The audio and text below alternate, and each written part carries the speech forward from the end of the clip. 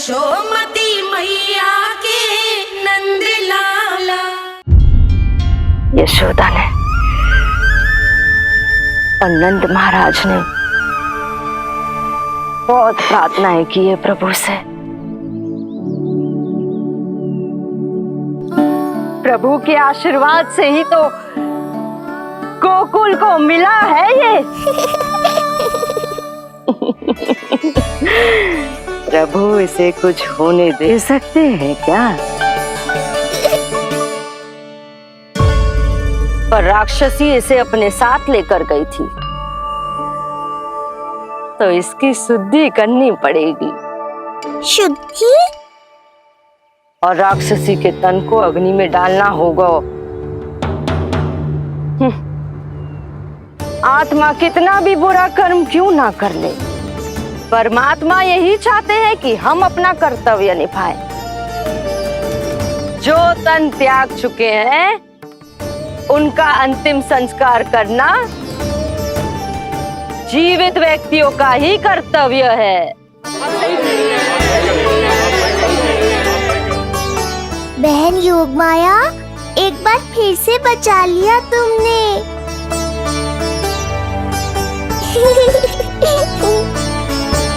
हम अभी अंतिम संस्कार की तैयारी करते हैं। यशोदा, हमें भी शुद्धिकरण में देर नहीं करनी चाहिए। गौशाला चलते हैं।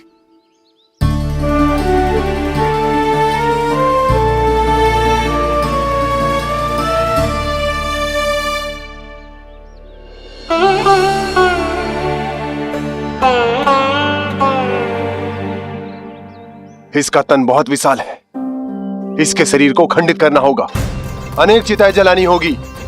आओ सब मिलकर हाथ लगाओ।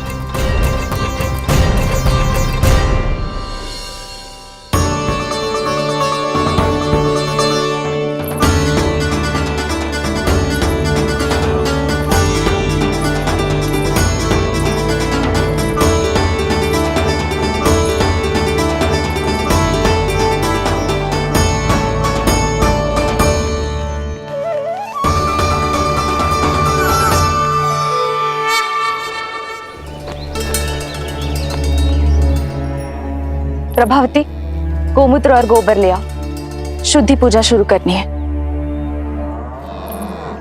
लाओ यशोदा। क्यों चाहिए मेरा लल्ला? सत्य बताना, कौन हो तुम और ये सब कौन है?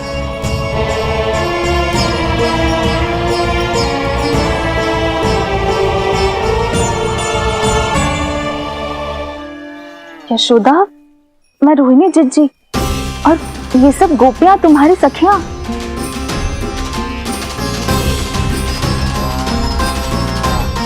कैसे भरोसा करूं मैं कि आप रोहिणी जिज्जी ही हो और ये सब मेरी सखियां ही हैं।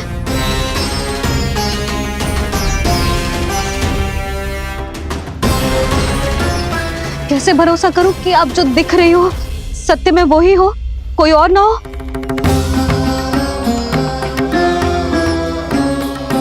मेरे घर जो आई थी साक्षात देवी का रूप थी, किंतु वो चुड़ैल निकली, राक्षसी।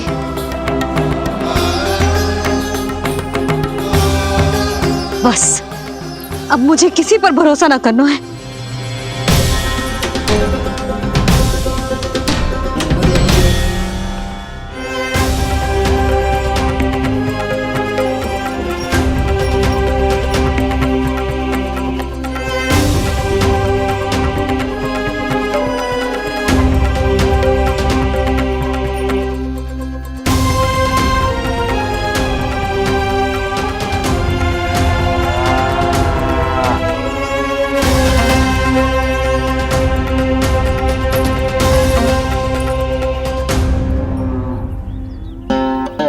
नारायण की बहुत बहुत कृपा, हमारे लल्ला को कुछ ना हुआ।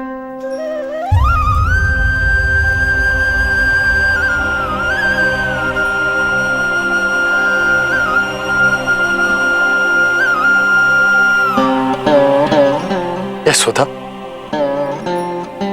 शुद्धि करना आवश्यक है। उसके लिए अपनों पर भरोसा करना ही पड़ेगा।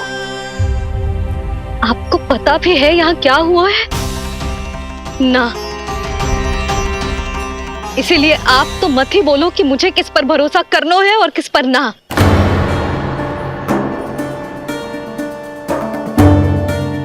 आप ना थे यहाँ, आपने ना देखा कैसे वो राक्षसी देवी के रूप में आओ और माँ के आंखों में धूल झोंक गई। कैसे उस राक्षसी ने मेरी ममता का लाभ उठाओ है और मेरे सामने मेरे लल्ला को ले गया।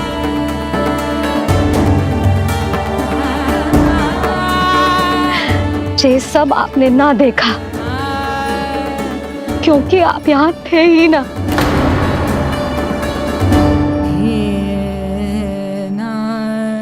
मैंने कही थी ना, मुझे आभास हो रहा है, मत जाओ। किंतु आपने क्या कही? चिंता ना करो जसोदा, अब देखो क्या होगा। उस नरभक्षी, उस राक्षसी ने मेरे लल्ला। यशोदा, यशोदा, मेरे लल्ला। यशोदा।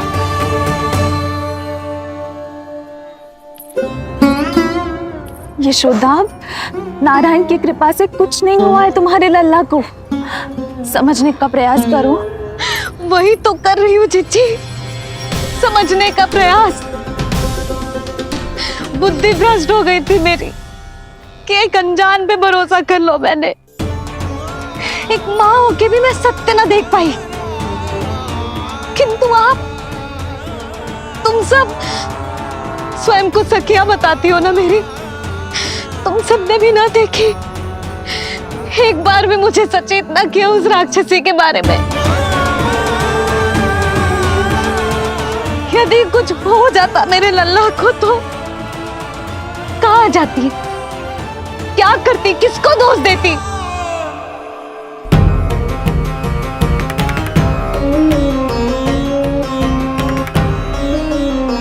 तुमने सत्य कहा यशोदा, ये हम सबका दोष है।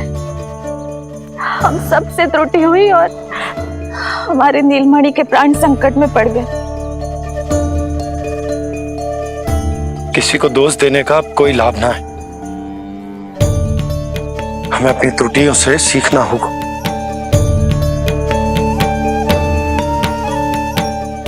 एक भूल हम पहले ही कर चुके, शुद्धि ना करके दूसरी भूल ना करेंगे यशोदा। हाँ यशोदा, उस राक्षसी ने हमारे नीलमणि को विष पिलाने का प्रयास किया था। नारायण की कृपा से अब हमारा लल्ला ठीक है, किंतु उसके स्वास्थ्य के लिए शुद्धि पूजा करनी ही होगी। घबराओ मत मैया, अब सुरक्षित हूँ मैं। आते दो।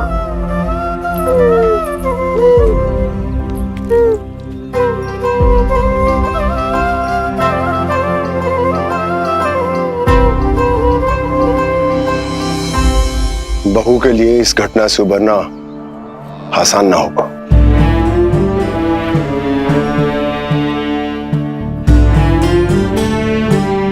और गोकुलवासी भी इस दुस्वप्न को शीघ्र भुला नहीं पाएंगे।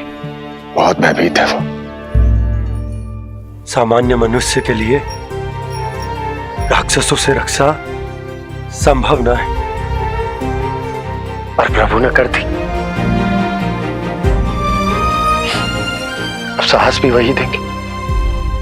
चिंता मत करो बाबा, पूतना स्वयं सबका भय दूर करने में सहायता करेगी।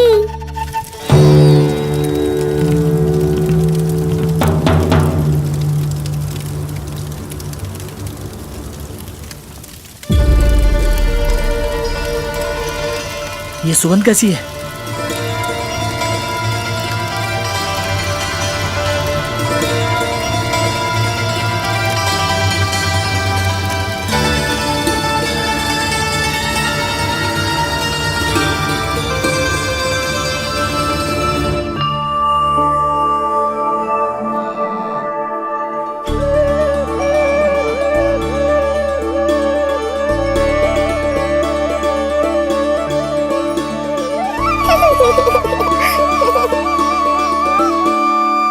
ये सुगंध कहां से आ रही है?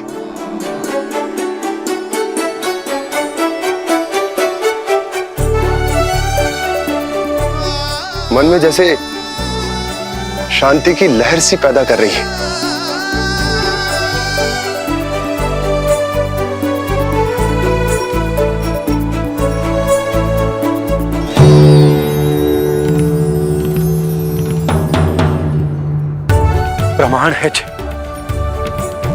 प्रमाण है कि श्री हरि नारायण ने ही हमें संकट से बचाए हो। उनसे परम गति पाकर ही कोई इतना पवित्र हो सकता है कि उसके चिता से भी सुगंध आए।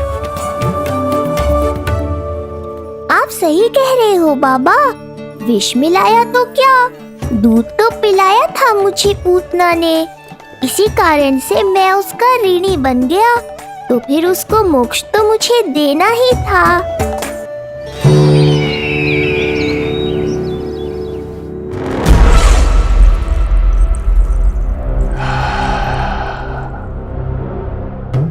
ये कोई साधारण सुगंध नहीं,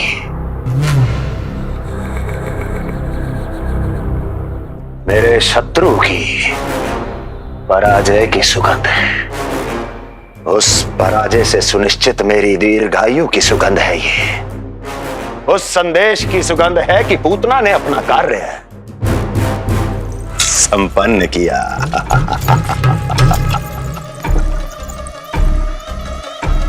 उस विष्णु पर मेरी विजय की सुगंध है ये।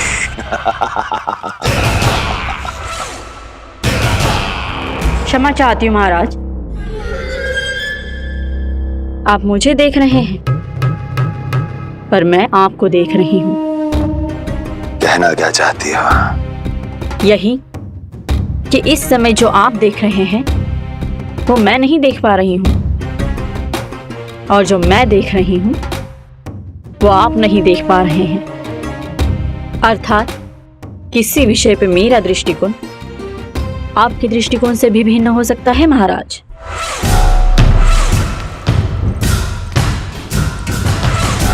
पहेलियां बुझाना बंद करो, सीधा सीधा कहो, क्या चल रहा है तुम्हारे मन में? जब तक मैं अपने नेत्रों से प्रमाण नहीं देखूंगी तब तक मैं नहीं मानूंगी कि ये सुगंध आपके विजय की है या पराजय की। प्रमाण के लिए तुम्हें अधिक प्रतीक्षा नहीं करनी पड़ेगी अस्ति।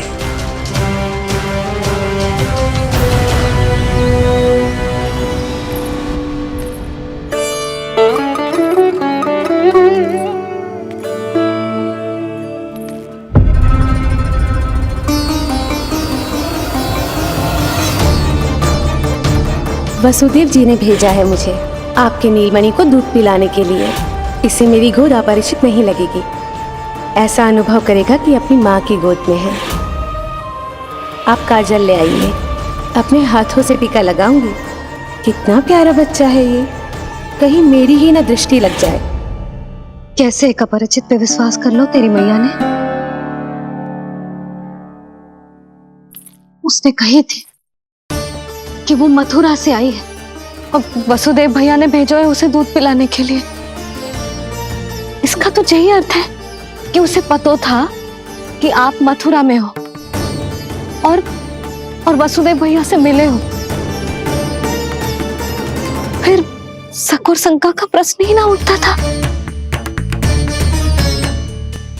नन्हे बालकों को खाने वाली वो राक्षसी कहीं मेरे लल्ला को कुछ। यशोदा, इसमें तुम्हारा दोष ना था। तो फिर किसका था? पूरे गोकुल में उसने हमारा ही भवन क्यों चुनो?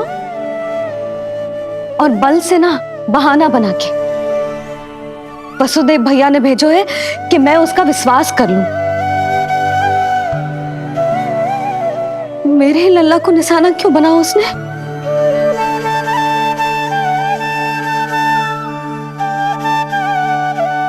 कंस क्रोध में अपना मानसिक संतुलन खो बैठा है।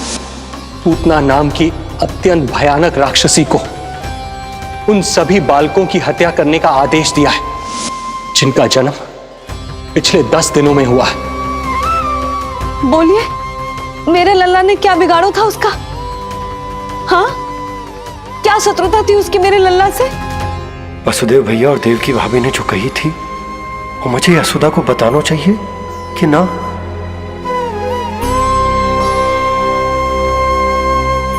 ना ना ना बाबा, बिल्कुल मत बताना। मैया को पता चला तो ये और भयभीत हो जाएंगी। रात दिन केवल मेरी चिंता और रक्षा में ही डूबी रहेंगी। क्या सोचने लगे आप? अवश्य ही आपको कुछ पता है जो आप बता ना रहे। बताइए, बताइए ना। आज तक कुछ ना छुपाया मैंने इससे, फिर आज कैसे? ना ना, मुझे बताना ही चाहिए। लो कर लो बात। अभी अभी तो पूतना के आघात से मैया बाहर आई है, आप फिर एक नया झटका देना चाहते हो? ऐसा मत करो बाबा।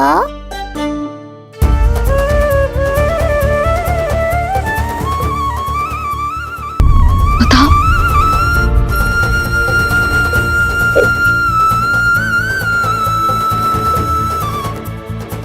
आज जब मैं कंस से मिलो तो उसने अच्छे से मेरा स्वागत करो।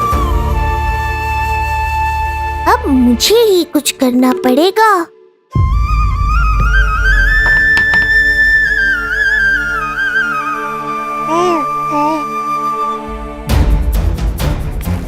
अच्छे से स्वागत कियो, मिठाई भी खाई, सब ठीक तो, पर यहाँ कुछ ठीक नहीं था। अब बस किसी तरह आप विषय बदल दो ताऊ जी।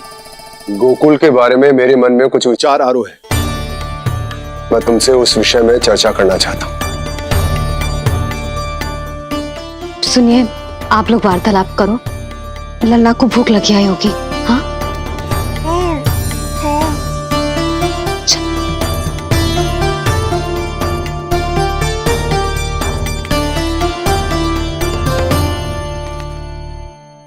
पता नहीं क्यों, पर ऐसा लगता है कि छोटी छोटी आटों पर कि कोई है अब भी हमारे आसपास। कोई है जो हमारे इस नंद भवन पे अपनी बुरी दृष्टि अभी भी गड़ाए हुए है। संकट अभी समाप्त ना हुआ है भैया। अब तक तो उसे पता चल गया होगा कि पूतना सफल रही। किसे? कंस को। पूतना शुभ समाचार लाती ही होगी। महाराज की जय हो।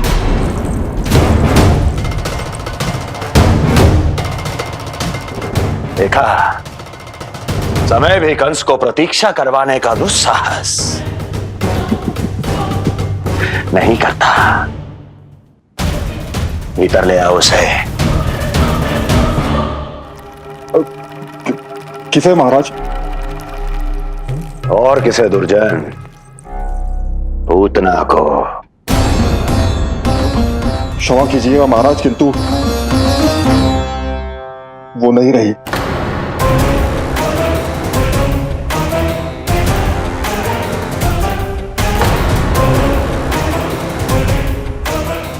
क्या क्या कहा तुमने? पूतना मृत्यु को प्राप्त हो चुकी है। पूतना मृत्यु को प्राप्त हो चुकी है।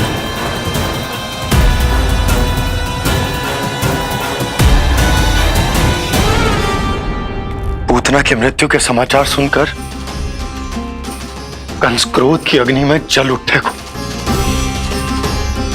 नन्हे मासूम बालकों की हत्या करने के लिए पूतना को कंस ने भेजा था। इतना निर्दय, इतना स्वार्थी भी कोई हो सके? कंस की क्रूरता की कोई सीमा ना है भैया। इसलिए मुझे तो भय लग रहा है कि पता नहीं कंस आगे क्या करेगा, क्योंकि पूतना की मृत्यु हमारे लल्ला को हमारे भवन में मारने के प्रयास के कारण हुई थी। नंद भवन में? जी महाराज, मृत्यु के पूर्व पूतना नंद भवन ही गई थी। नंद के पुत्र को मारने का प्रयास ही कर रही थी।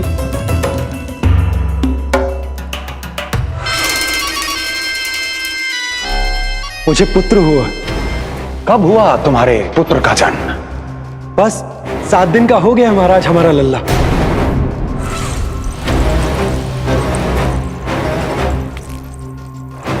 और उस बालक का क्या हुआ?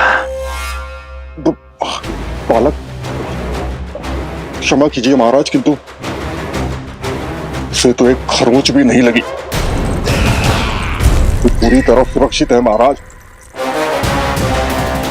किंतु एक बात और है महाराज, हम जब कई समय से रानी रोहिणी को ढूंढ रहे थे ना, यहां से भागने के पश्चात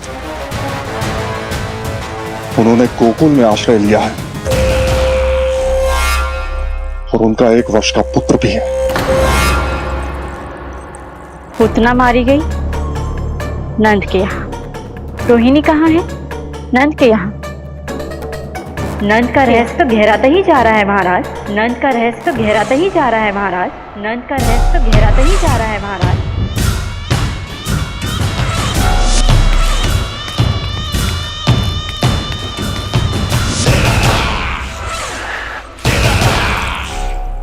सब कुछ मेरे नेत्रों के सामने था, फिर भी चूक कैसे गया मैं?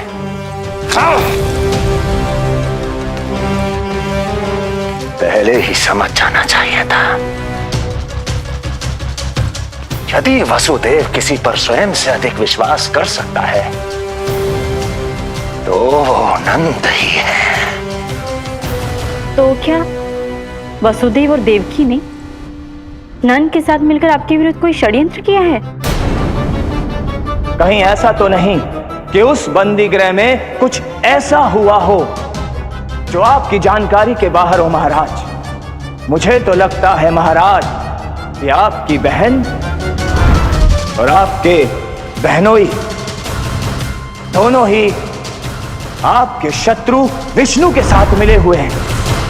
प्रारंभ से ही मुझे मूर्ख बनाया दोनों ने। मैंने तो उन्हें जीवन दान दिया और क्या किया उन्होंने मेरे साथ?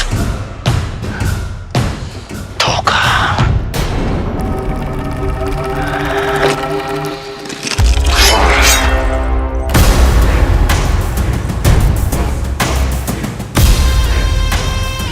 अब वो स्वयं बताएंगे कि क्या षड्यंत्र रचा है उन्होंने। अब ना तो वसुदेव बचेगा, ना देवकी बचेगी और ना ही बचेगा उनका आठवां पुत्र। ना देवकी बचेगी और ना ही बचेगा उनका आठवां पुत्र। देवकी बचेगी और ना ही बचेगा उनका